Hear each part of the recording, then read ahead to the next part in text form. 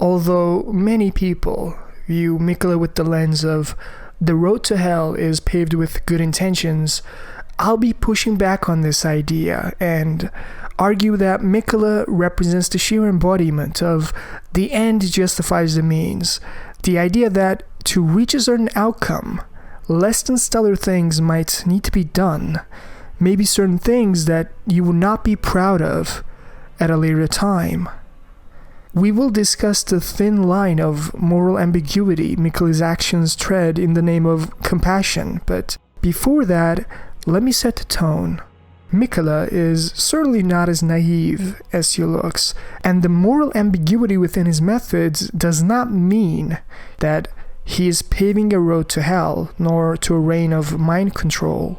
Unlike what the Bewitching branch states, he doesn't shrive clean the hearts of men as a political agenda, but as a weapon against those who stand against his age of compassion. As Ansbach states, in an attempt to free Lord Mohg from his enchantment, I challenged tender Miquella, only to have my own heart rather artfully stolen. See, if you cross Miquella, he will not hesitate to take drastic measures, and it is only natural as he has lofty ambitions he needs to realize. He knows that if Marika's Golden Order is to be opposed, it cannot be done just by kind words alone. He needs to get his hands a little dirtier than usual, and if you stand against Miquella, he will use his charms and charisma to not only destroy you, but to get you on his side, as he is the most fearsome of Empyreans for a reason. Taking all this into account, the heart being stolen in the final confrontation is not an observation that can be used to state how all of his subjects would be compelled to an artificial epoch of compassion in a manipulative and oppressive manner in his Age of the Unalloyed. That's a very unfortunate mischaracterization of Miquella's character, as his enchantment doesn't shrive clean the impulses of hatred and revenge, which are clearly antagonistic forces to compassion and empathy. If you speak with the Hornsent before Miquella's enchantment breaks, he still desires to exact revenge and kill Mesmer, who impaled and burned his people. But the catch is that he does so in a healthier state of mind. In contrast, without Miquella's enchantment, we see how the Hornsent gets obsessively focused on vengeance. His state of mind quickly deteriorates to such a point where the flames of hatred can get to unstoppable levels. This will be a general tendency that we will observe along with the rest of the group as we analyze them. Unlike the general reception, Miquella does not maliciously or randomly mind controls people. He always has the big picture in mind, which is one of altruism, as I will prove to you. The fundamental purpose of Miquella's enchantment is to create a camaraderie within like-minded people, reducing everyone's impulses of selfishness and greed, which are the fundamental roadblocks to a more compassionate world in general, as this is why we have global warming or charity campaigns in real life. All of these represent how humanity's greed and ambitions are a double-edged sword, and the same lopsided ambition, greed, and selfishness will be directly observed in the game. Without Miquella's enchantment, Needle Knight Leda turns absolutely paranoid and decides to murder people in her group with the suspicion that they might betray Miquella. Regardless of how justified you might feel, you do not murder people with the suspicion that they might do this or that. That's very much a slippery slope that can be used to justify any acts of violence, and this sense of entitlement is how good people with good intentions tragically lose their way in life.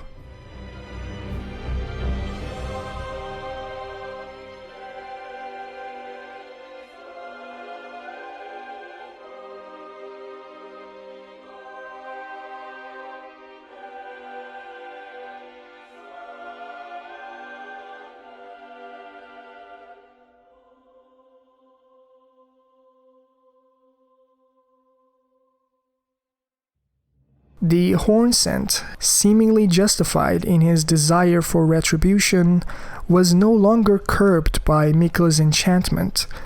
His desires of hatred towards Mesmer all amplified to such a point where, in his delusion, the Hornsent could legitimately direct all his anger towards Miquella just to get even with Marika, the one who destroyed his people. As Mesmer was not enough, he was in a state of mind that was no longer able to distinguish between what is justified or deserved. Just like Ellie in Last of Us Part 2, his thirst for vengeance slowly starts to consume him within.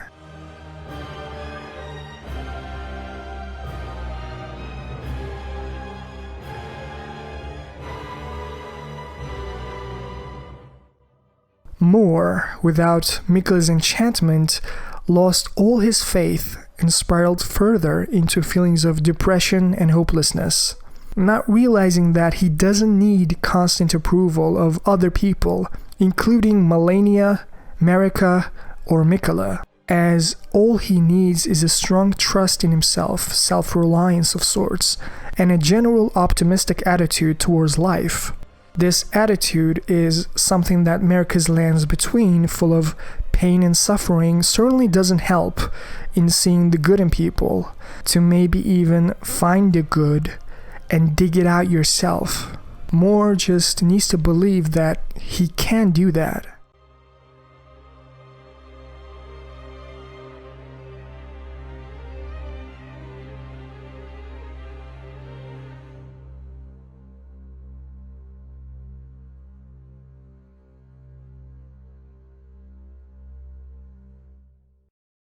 Thiollier, in her desire to dull her senses to sleep's sweet embrace, was utterly disappointed and enraged when Saint Trina failed to answer her prayers.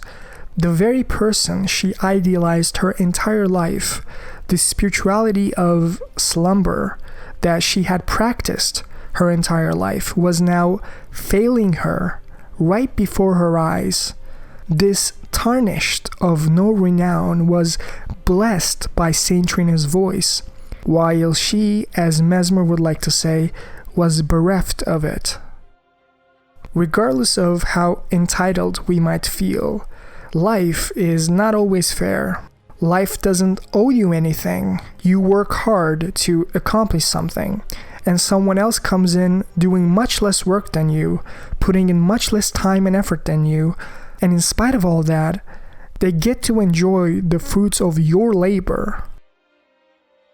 Understandably, Thiollier was frustrated at herself, not because she was surprised at Saint Trina's words, but because she wasn't the chosen one.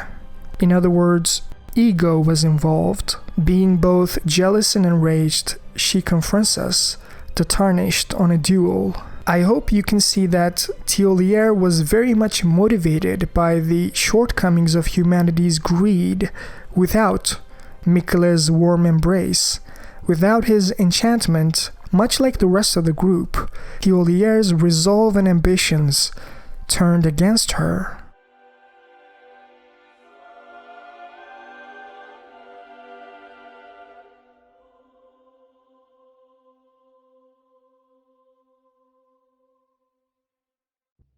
Ansbach, a devout follower of Mohg, states the following after we defeat Miquella. General Radahn, a pleasure to see you after all this time, but those remains do not belong to you. Lord Mohg will have his dignity. See, after Miquella's enchantment of compassion breaks, Ansbach completely lost the plot. He was no longer interested in learning and understanding tender Miquella's vision for the world, but to merely avenge his master Mohg's indignity, feeling personally insulted and degraded by learning how Mohg was used in this scheme. Doing armchair philosophy, we can all be naive about it and say that all good things in life needs to be achieved in just and benevolent means. There are many forces outside of your control, and generally the odds are against you, especially if you're ambitious. And sometimes the most compassionate option is to admit to the lesser evil, to strip the world of the greater one. A delicate compromise of sorts that Ansbach failed to grasp after Miquella's enchantment ended.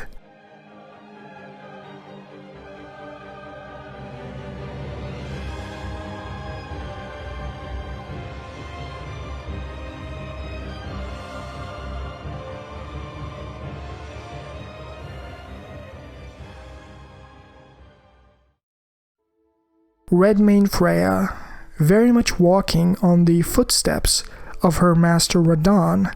She's a very curious soul, unlike her brute force demeanor. She desires to understand the nature of the vow Radahn has made with Miquella, to discern if any foul play is involved, if Miquella truly charmed Radahn against his will, just like he did with Mohg. That is precisely why Freyja was in the library looking for the answer.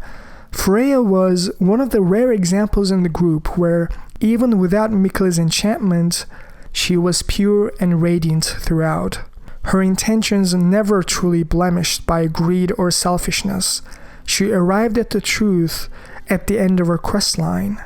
The fact that Freyja faced against us is a testament that she sided with Radahn and Miquella, opposing us, the Tarnished, Marika's promised lord. Freyja realized that Miquella did not charm Radahn unlike Mohg. There was no foul play involved, as if it did, Freyja would stand beside us. See, people like Freyja or people like Radahn are people who value the concept of honor more than the matters of life and death, and honorable death is preferred to a wretched existence, which is a fact that can be observed in Radahn's rotten degradation in the lands between. As the entire Radahn festival was created to give Radahn a proper death, Jaren knew his master wanted to go out on a high note, and this was Miquella's side of the vow he upheld, which we'll get to later into the analysis. The point I'm making is that Freyja is a brave soul, not one to back down from her values. If she learned that Miquella coerced or charmed Radahn into an alliance of sorts, similar to how he did with Mohg, I guarantee you that she would fight alongside us as the Tarnished to give Radahn a proper death, an honorable death. But she did not do that, did she? Miquella's enchantment is no longer in effect, yet she still decided to protect both Radahn and Miquella. She knew that Radahn holds Miquella's hand in marriage not because he was charmed, but because he agreed to the terms, which we'll get to soon. And finally, let's talk about Egon. Curse you, BAAYLE! I hereby vow you will rue this day. Behold, a true great warrior, and I, Egon, your fears made flesh. Solid of scale you might be, foul dragon, but I will riddle with holes your rotten hide with a hail of harpoons, with every last drop of my being. What can I say that's not been already said? Egon is someone that... All of this in-depth character analysis was to make it crystal clear that I'm not denying Miquella's enchantment constitutes some level of influence on his subjects. He is very charismatic, but make no mistake, Miquella's influence is not greater than what any ruler has had in history. This is not a question of the weapon, but the one who uses that weapon. Miquella uses his charms to create a gentler world, with more of a healthy balance, having more perspective by your side along with your goals, more empathy for the greater good. Miquella knows when to use his charms and why. You can't just pigeonhole Miquella's character as stripping people of their free will just because your heart gets stolen in the final confrontation. As what is the alternative? Look at the Eternal Queen, Marika. Look at what her reign resulted in. Marika's influence on her subjects and the state of the lands between is self-evident. Whether this was intentional or unintentional, the fact remains. Greed, selfishness, and excessive desire, left to their own devices, can have disastrous consequences. One of the side effects of capitalism run amok.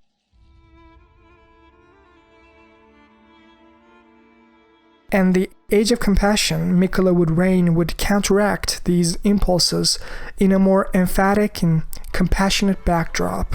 Just like Hornsent did, you can still act in feelings of revenge, but with Miquella's warm embrace, you can do so in a healthier state of mind, working together with your fellow humans, making sure that your personal and selfish desires never completely veil your conscience and objectivity. That is the sort of gentler place Miquella envisions for his Age of Compassion, not one of sinister control, but of compassion where humanity's instinctual selfishness is curbed. Saint Trina, his other self, will pose a bit of a challenge to this worldview moving forward. How Miquella, similar to his mother Marika, would also be caged in his own divinity, not being able to carry the sheer burden.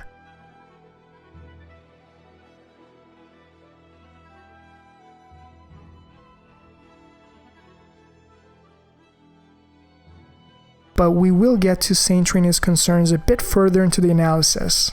Let's now discuss the rebellious parallels of Miquella and Ranni, their common ground, if you will.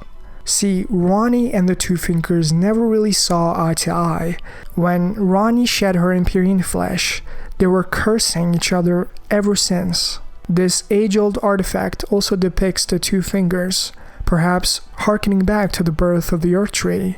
Greater Will's Two Fingers, which strengthened their power of the realm with the birth of Marika's Erdtree, made sure her Empyrean children, Ranni, Malenia, and Miquella, would not rebel and go against their accord. To ensure their full cooperation, they have been appointed as Empyreans by their own Two Fingers and given a Shadow Wolf as their servants. Greater Will make sure that the Shadow Beasts loyal to the Two Fingers would betray the Empyreans immediately in case the demigods cross the line drawn by the Erdtree.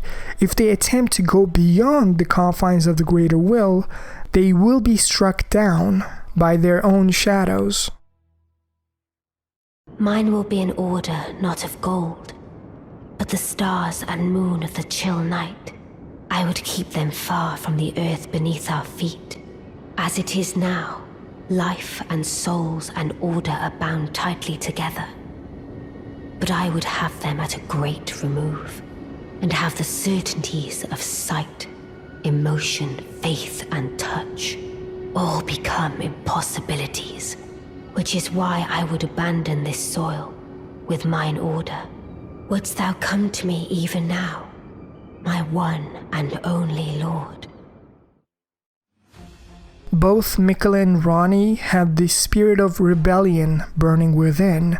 Greater Will could only do so much, trying to exert control by tightening the rope with the Shadow Beasts. As the saying goes, if there's a will, there's a way. For Ranni, this required the path of slaying her own Two Fingers, as the metaphysical connection of her great rune, which was not inherited unlike her brothers and sisters, still was connected to her alive Two Fingers. By using the Fingerslayer blade of Nokron, she freed herself from her part of the Great Rune. Now, all she needed to do was to divest herself of Marika's DNA, of her flesh, which was tainted by the Greater Will. Marika was the vessel of the Elden Ring, carrier of its vision, literally. And after the Godwyn assassination proved successful, Ranni was now in a position to oppose the Greater Will, Marika's Golden Order, with her Age of Stars. Unlike Ranni, Miquella has already inherited his part of the Great Rune when the Elden Ring was shattered by Marika. Ranni was a spirit unable to inherit her great rune, but Miquella was not. He had no say in the matter. So the question is, how can Miquella even divest himself of greater will's control which he was forced to inherit? I can hardly believe it. He's divested himself of his very eye. Tender Miquella's eye is no mere morsel of flesh. It is a vessel of soaring grace, proof of his Empyrean lineage. I wonder, does Miquella the Kind intend to sever his very birthright, his fate as a child of the Erdtree? As Marika wanted Miquella to follow in her footsteps as the unalloyed golden child, but Miquella disagreed, which is evident by the Erdtree project. He wanted to enforce his will and say no to his mother. Miquella did not want to be the mouthpiece of the greater will, but to divest himself of all things golden, to let go of her mother Marika's Empyrean flesh, to bring about a new age. Just like Ranni did, an age not blemished by greater will's Erdtree. Since Miquella was already imbued with Elden Ring's great rune, killing his two fingers was impossible. They were already dead, just like the others. He needed to manually divest himself of his flesh so that the great rune he inherited would die alongside him. A very painful and slow death in which he divested each part of his body in various parts of the Shadow Realm. Miquella was determined to oppose her mother, and experiencing such severe pain to divest himself of his body, effectively wounding himself voluntarily, was a small price to pay when you consider the pain the lands between has suffered in Marika's reign. Just like Radahn was a giant inheriting his great rune, tainted by the Elden Ring, the only way to be free from greater will's control in Miquella's eyes was to manually and physically divest himself of his flesh, to die in a controlled manner without actually dying. Now both of these individuals were going on a path in the opposite spectrum. While Ranni wanted to birth her Age of Stars, the moon, Miquella desired to birth his Age of the Unalloyed Gold, the sun. Although on the surface they might appear two separate and seemingly different ideologies, they're undeniably similar in their rebellious nature, arriving hopefully in a free form that can finally oppose the Erdtree and the greater will, opposing Marika. As Miquella points out, the old order. If you're a lore enthusiast, you probably assume that Miquella desired to revive Godwyn, specifically targeting him on the night of the eclipse, as explained by the ghost in Castle Sol, since the intention was to grant life to those soulless bones.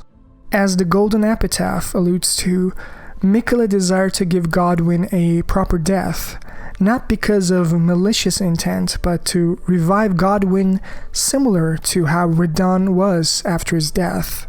Because of Ranni's scheme, Godwyn was not able to die, and you might mistakenly think that Miquella desired to grant Godwyn a true death out of purely benevolent intent, or maybe to have him as his king consort. Well, that is what Miyazaki wants us to think. And this is one of the most interesting plot twists of the game. Miquella never wanted Godwyn to be his king consort, not even with the eclipse trying to give him a proper death to revive him. I'm not saying that Miquella did not like Godwyn. Godwyn was a kind and strong person, and I'm sure that Miquella did not want his lord brother to be degraded like this. Miquella wanted Godwyn to die and be properly reborn with an Erdtree burial, which he was also given prior. What I'm saying is Miquella's intentions were different from the start. He wanted specifically to restore the reincarnation abilities of the Erdtree, which Godwyn's Deathroot curse prevented. Although he respected Godwyn, he was currently a thorn on his side, as without the Erdtree reincarnations, Radahn's revival was all but impossible. At least at the time, Miquella mistakenly thought so. At this point in time, the plan regarding Mohg and the Shadow Realm was yet to coalesce.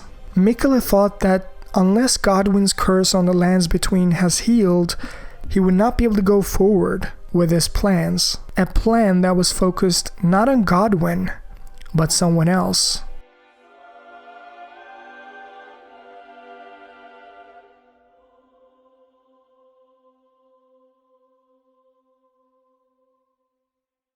A vow that he intended from a very young age.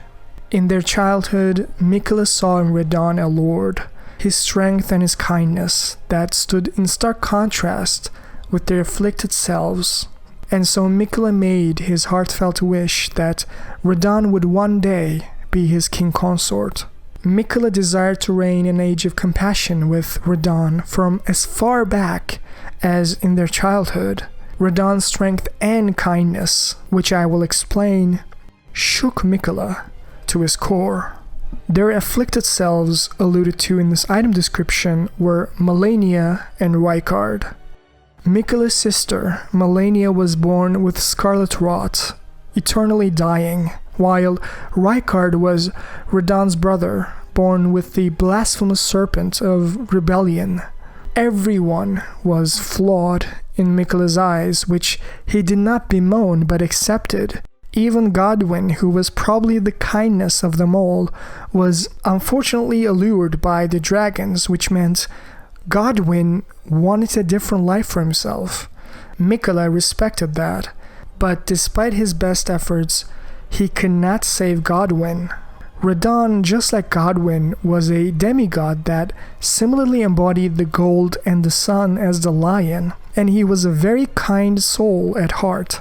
Unlike his ruthless and intimidating aura, he learned gravity magic just so that his poor little horse, Leonard, would not need to carry his burden. Inside this man, raging with the thirst of war, actually inhabited a loving, soft, and kind child, not only strong but compassionate. No wonder Miquella's interest was piqued, as the age he desired needed to be reflected in his king consort. And yet, the young Miquella abandoned fundamentalism, for it could do nothing to treat Malenia's accursed rot. This was the beginning of unalloyed gold. This is precisely why Radagon's Golden Order fundamentalism was abandoned by Miquella. He understood that the alchemical god of the Rebellious, which both the Hornsent and the Radagon pursued, was ultimately a facade. They were merely a band-aid solution to create an alchemical Rebellious in an artificial way. But the Hornsent, unaware of this truth, and in their obsession to create the spiral god to forge a new age, they've acted prematurely and put all of their eggs in one basket, so to speak. The path of alchemy was wrong. Miquella decided that the conjoinment of the moon and the sun cannot produce the unalloyed gold. As he was, the end product would be cursed and flawed. The eternal youth curse he could not save himself from. Even after Golden Order fundamentalism, Malenia's sickness of rot, along with Godwyn's deathroot curse, was still in full effect. The alchemical god of the Rebellious was incomplete, not pure enough. Combining sulfur and mercury was not the answer that led to unalloyed gold. This age of the unalloyed was not to be meddled with other elements. It needed to be as pure and raw as possible, which is why Miquella, symbolizing gold himself, has chosen specifically another king consort that similarly embodied the gold, the promised consort Radahn. Miquella realized that by adding the silver with the gold, the Rolana to the Radagon, you unintentionally muddy the waters. When you conjoin the moon and the sun, you completely mess it up. So instead, Miquella has decided to double down on the theme of the sun, unlike the Hornsent and Radagon. Miquella concluded that Radahn was the strongest and kindest representation of the sun and the gold. This was the only way to attain the highest level of purity, he desired. Jesus, you got crystals in here 2 inches, 3 inches long. This is pure glass. You're a goddamn artist. This is art, Mr. White. Actually, it's just basic chemistry, but thank you, Jesse. I'm glad it's acceptable. Acceptable. You're the goddamn Iron Chef. Every chiphead from here to Timbuktu is gonna want to taste. Miquella wanted to give Radahn a clean death because he was now tainted by Elden Ring's Great Rune of Greater Will's DNA, meaning he was not fit to represent his age of the unalloyed. He needed to, similar to himself, get a proper death and then get revived in his prime Radahn form. However, since Godwyn prevented Erdtree burials with the Deathroot curse, normal revival was not possible. Miquella needed to reanimate Radahn's soul in a different way. His answer was Mohg's body. The Shadow Realm, represented with the Hornsent and the vestiges of the Crucible, meant that there were only 2 demigods he could use to swap Radahn's soul with, which resided in the Shadow Realm. As the Suppressing Pillar says, this is where all death drift into. All the souls pile up here. One of the candidates was Morgott, and he was, even to the very end, loyal to the Erdtree, loyal to Marika. He was never truly loved by Marika, and even though he was imbued with the Crucible, what he represented as an ideology was against the age of the unalloyed that Miquella wanted to build, which left only one demigod fit for Radahn. Mohg not only represented the Crucible, which allowed entry to the Land of Shadow, but also rebellious spirit that rejected Marika's reign. Mohg was not perfect, but he was the best option Miquella had.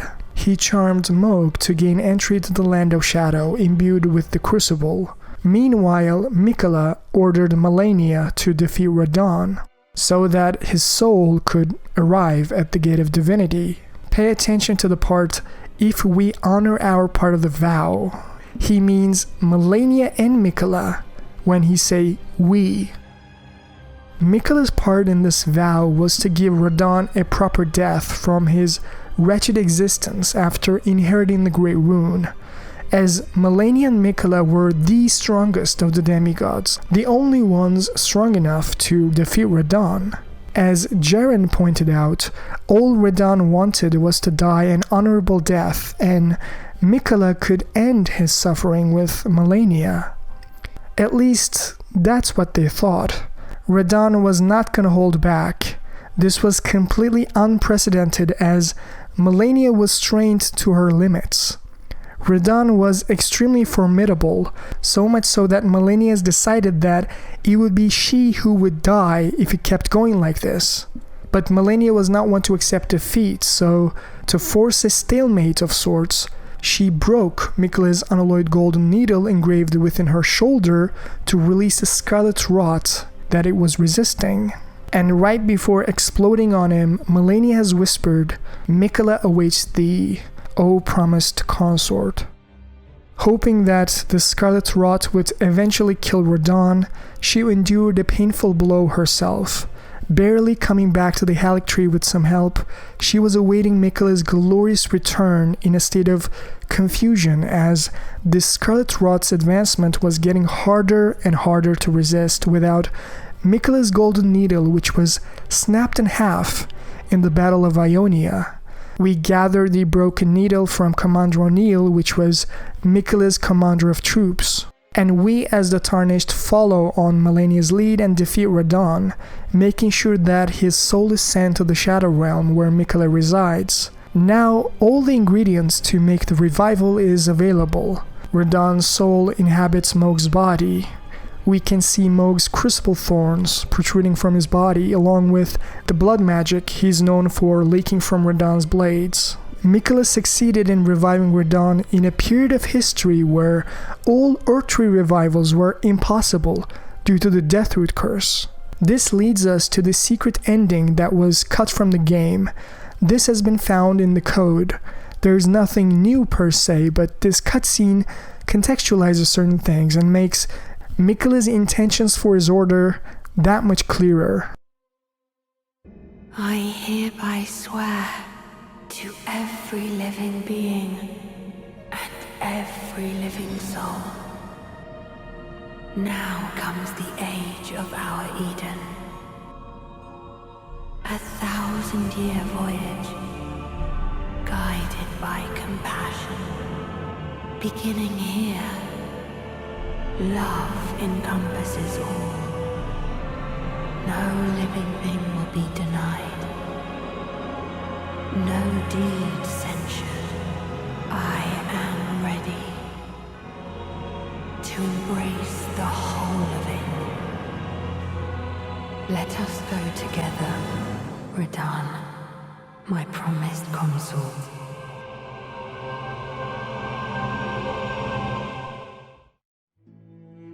If we listen to his other self, his love, Saint Trina, who Miquella divested himself of, we can see that she's concerned of how divinity would be Miquella's prison of sorts. Just like how Marika initially started her Golden Order with pure intentions, she believes that the power will corrupt Miquella just as it corrupted her mother. Saint Trina asks us to kill Miquella to grant him forgiveness, but I would personally push back on this idea, as although it's always a possibility that Miquella can lose his way, misuse his powers, and maybe even make the same mistakes Marika did. But this is true for everyone, every ruler. It is par for the course. No one is perfect. Marika wasn't a perfect ruler, and Miquella will also not be one. Regardless, there are no alternatives. The lands between needs to change. We need to push forward to make room for a better world. Especially after the Shadowing, the realm was in a perpetual stagnation of pain and suffering, sinking deeper and deeper into the abyss. Saint Trina might prefer to close her eyes to this suffering in the warm embrace of sleep, to let go of it all, intoxicating and desensitizing herself in her own little bubble, if you will. Passivity will only breed more apathy. Doing nothing is not an option. Miquella is right. The original sin that Marika buried needs to be embraced by someone. This realm can't be hidden and scorned forever. The Shadow Realm, the concept of death, and the Crucible were the one that would not be embraced, one that was refused to be embraced into the laws of nature, as their connection was severed when the Rune of Death was plucked from the Elden Ring upon its creation. And if someone were to fix this mess that his mother Marika made to embrace the whole of it, whether graceful or malign, then it could only be his unalloyed golden child, Miquella, and his promised consort, Radahn.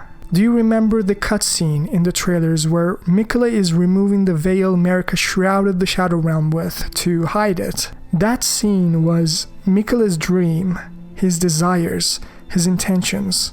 In his age of compassion, every living being, including the Hornsent, would be accepted, and no deed censured, just as the cut content alluded to.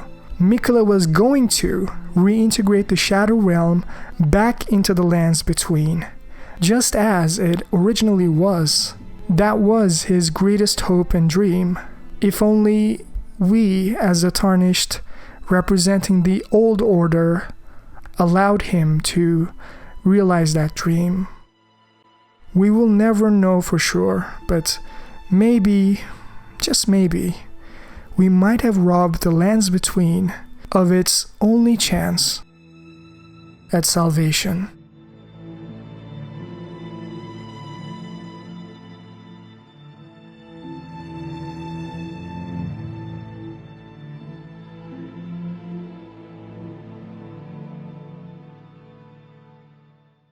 Making these videos take a lot of time, so if you enjoyed this video, give it a like, subscribe, and don't forget to comment below telling me your thoughts. Watch my Enter Elim lore video if you haven't done so already, as it's one of my personal favorites. Share it with a friend, as I really enjoyed making this video, and I hope you had a good time as well. As always, thanks for watching, and I'll see you in the next one.